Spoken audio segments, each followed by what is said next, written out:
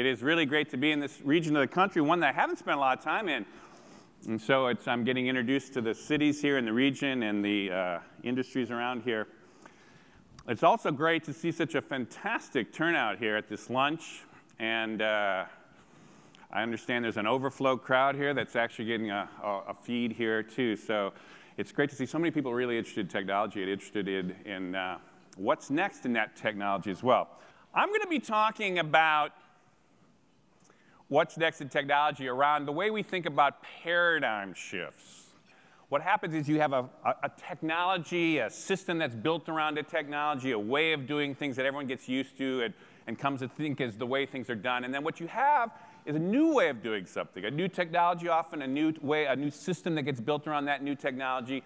And over a short period of time, that system proves its superiority to the old paradigm. And what you have is a very quick shift. So how does a paradigm shift work? Any new technology that gets adopted into a society or into a market goes through basically these stages. You start off with the innovators who jump on the new thing and really want to play with it and push it and play with it and figure it out. That's always a very small part, but it's also a very innovative crew, and it's also the crew that starts to make it popular. And then you get the laggards, the people that kicking and screaming, you know, are going to hang on to a black and white TV until you can't even buy a black and white TV, right? This happens with all technologies, essentially. The skill is understanding where you are in this curve and which ones are really going to take off permanently. Anyhow, the second thing is it's not just the adoption of the technology. Essentially, there's an old way of doing things. And then what happens is somebody has a new idea and says, there's a totally different way you could do this. It takes essentially the next stage is somebody that adopts it early and proves that this is a better way to go. And as soon as that happens, and you say that is clearly superior to this old way, what happens in almost a flash of a historical blink of an eye, everyone shifts. It's now gotten to the point where we've got 2 billion people on the planet now who are online. And this is even more crazy. In the last 10 years, we have now got 5 billion people have cell phones on the planet. So 3/4 of the planet now is connected to this telecom network. So very soon, you're going to have almost every human being on the planet connected with very powerful computers in the palm of their hands for deep, dirt cheap, connected through this high bandwidth. This is a big deal. This starts to really get some crazy implications on the world. Boom.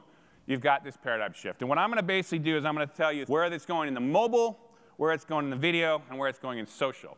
And we're in the middle of these ones, so you can see the power of what's happening, but it's not fully played out. So you can kind of still see why we're in the midst of it. Now, here's one of the things that's a forward spin thing that most people haven't really totally gotten, because I've kind of been laying out things that are starting to be understood.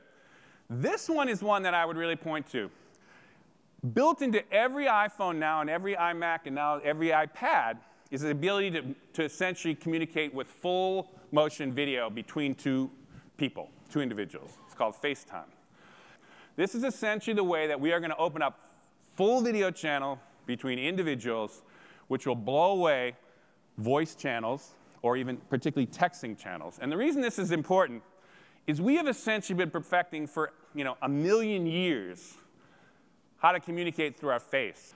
So you know when someone's winking at you, or they kind of screw their nose up, or they kind of like, you can read people beautifully, because we've had 1 million years of evolution to figure this out. You can't really figure out when that guy is texting you, something, what the heck he really means, what he's really feeling. You can't read him. We're going from that world to this world in the space of the next 5 years. That's a big deal. And the way to kind of understand it from a kind of practical point of view is, to send a piece of text is that much information. To send a photo is that big. That's essentially the equivalent of video. Huge amount of information to moving motion video. 30 times a second, you've got to move information on what that person's doing, right? 30 times a second, a lot of information. But why is that important? Because of that exact thing. That motion allows you to see the winks, see the little subtle things. It essentially conveys an incredible density of information to you, but takes a lot of room. So we had to build the pipes out. This is the traffic on the backbone of the internet from 1990 to 2010. The World Wide Web didn't exist in 1990, right? So its percentage was 0 part. But essentially, once the web took off, the web by 2000, that's the one on the bottom there, is half of all internet traffic was the web, right? Well, then what happens at that point? You start to see the beginnings of video. But where did video really kick? That's the blue one. 2005. What it was at? That was YouTube. And now, Video is it's 51%. It's over half of all internet traffic now is video. Already, half of all internet. But the thing that gets really wild is Cisco predicts that by 2015, only 5 years out, 90% of all internet traffic will be video. So who is the star of this? It's, of course, YouTube. Today, every single day, on 2 billion views, 2 billion videos are streaming off of YouTube. Every day. Tomorrow, another 2 billion. There's only 6.7 billion people on the planet. It's an insane amount of video that's happening. The other thing I mentioned, these video channels, these open video channels that will kind of watch this happening with Apple's FaceTime. Skype, right now, you can actually open video channels with people all over the world. Anyone who has a college kid probably does this every Sunday night or whatever with their college kid now. It's the one way the parents connect. I got a college freshman, and you open these video channels between these people wherever they are. I do a lot of my business now with Europe is through these open video channels. But here's the numbers. 500 million people are doing this right now. 500 million. It isn't just Pete Leiden and a few kids in college. It's a lot of people doing this.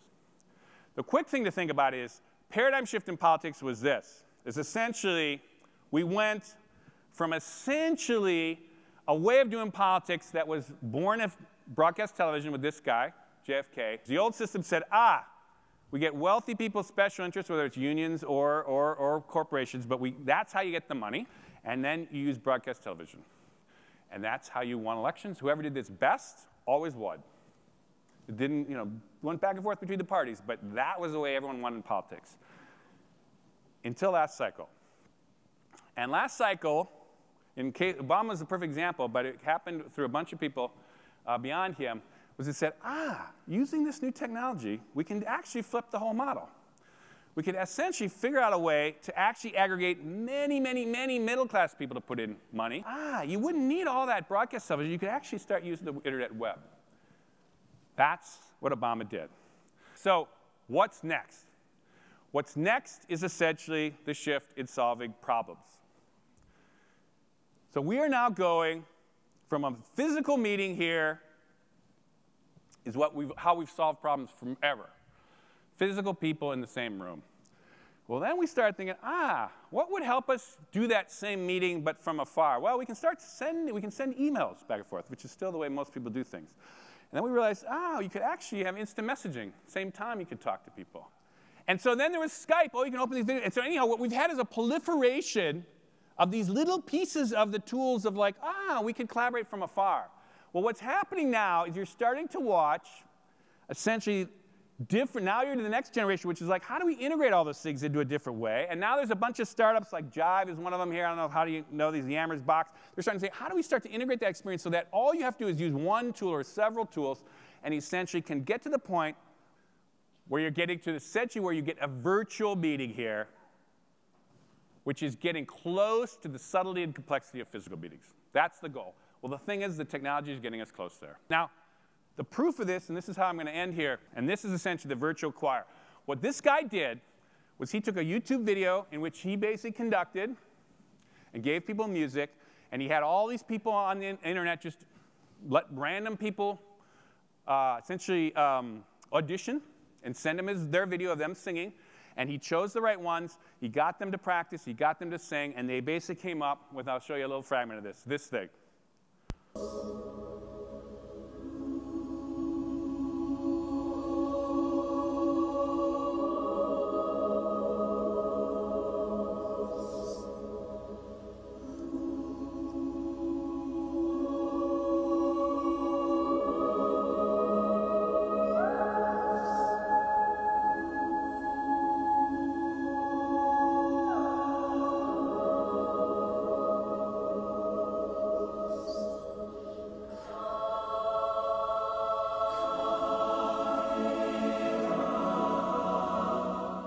That, I'm going to stop here and say thank you. You've been a fantastic audience.